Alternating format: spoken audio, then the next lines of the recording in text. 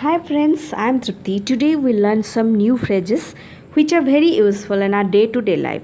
Also very unique and interesting. Let's begin. Scapegoat. Scapegoat का मतलब बलि का बकरा.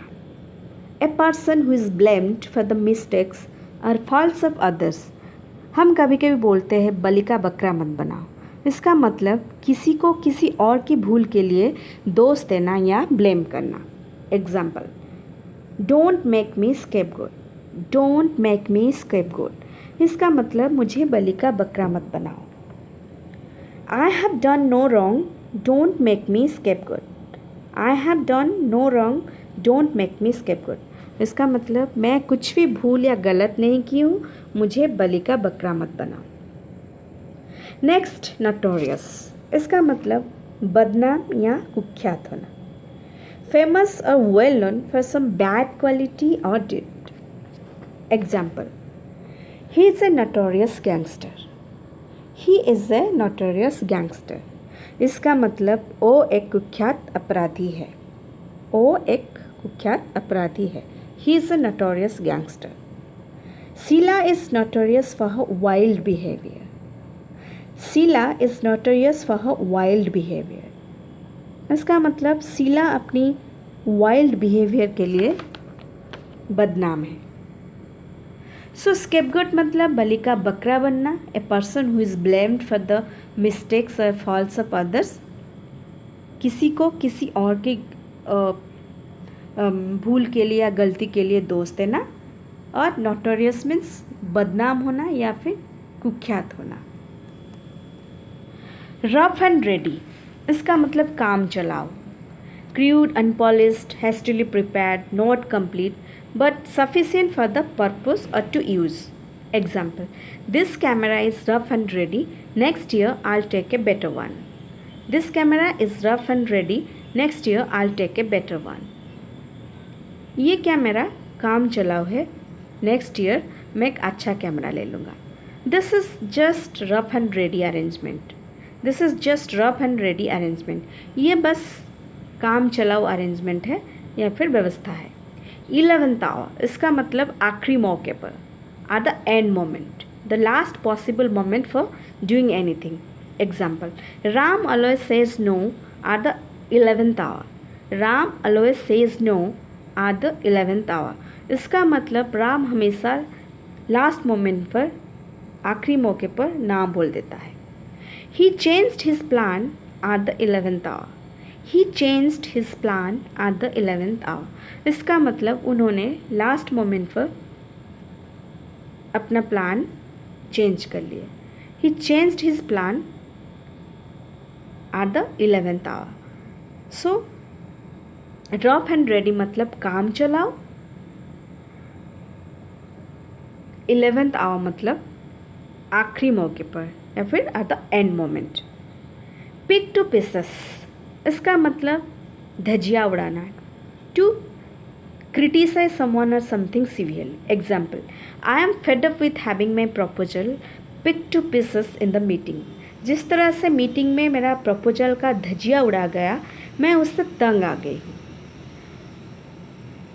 Every time I saw my friend one of my stories he just picks it to pieces. इसका मतलब जब भी मैं अपनी दोस्त को मेरी एक कहानी या स्टोरी दिखाती हूँ, वो स्टोरी की धजिया उड़ा देता है. सो पिक टू पीसेस मतलब धजिया उड़ाना या फिर क्रिटिसाइज करना. Last out. लास्ट आउट मतलब गुस्से से टूट पड़ना. To speak to someone in an angry way. My boss lashed out at me when I was late for work. My boss lashed out at me when I was late for work. जब मैं काम के लिए late हो गया था, boss ने गुस्से से मेरे पर टूट पड़े. My boss lashed out at me when I was late for work. She suddenly lashed out in anger. She suddenly lashed out in anger उन्होंने अचानक गुस्से में टूट पड़े. डे इन डे आउट दिन रात या लगातार. कंटिन्यूसली और repeatedly over a long period of time. He worked day in day out to become successful actor. He worked day in day out to become a successful actor. उन्होंने successful actor या कलाकार बनने के लिए दिन रात लगातार मेहनत किए। He work day in day out to become a successful actor. एक सफल कलाकार होने के लिए उन्होंने दिन रात मेहनत की। To become successful you need to work day in day out. To become successful you need to work day in day out. सफल बनने के लिए आपको दिन रात मेहनत करना पड़ेगा। गुडी गुडी मतलब ऊपर से अच्छे दिखने वाले लोग। Someone who behaves extremely well in order to please people in authority. Example, the world is full of goody goody people. The world is full of goody goody people. इसका मतलब दुनिया में बहुत ऊपर से अच्छे दिखने वाले लोग हैं। I hate Radhika, she is a real goody Gudi.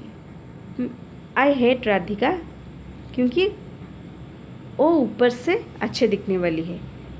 Next, single फार्दिंग।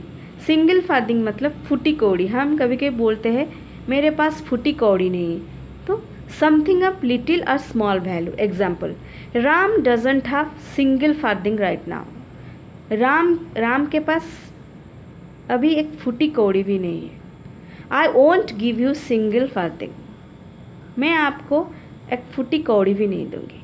ठीक है, तो सिंगल फार्दिंग मतलब फूटी कौड़ी। इसका मतलब समथिंग ऑफ लिटिल और स्मॉल वैल्यू।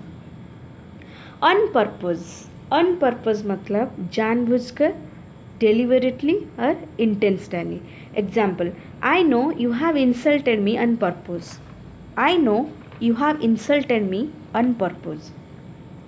इसका मतलब आप जानबूझकर मेरा अपमान किया हो। I know you have insulted me on purpose. It was done on purpose to get him into trouble. It was done on purpose to get him into trouble. इसका मतलब उनको मुसीबत में डालने के लिए जानबूझकर किया गया है। It was done on purpose to get him into trouble. On purpose मतलब जानबूझकर। So thanks for watching my video. Bye bye, take care. See you soon in my next video.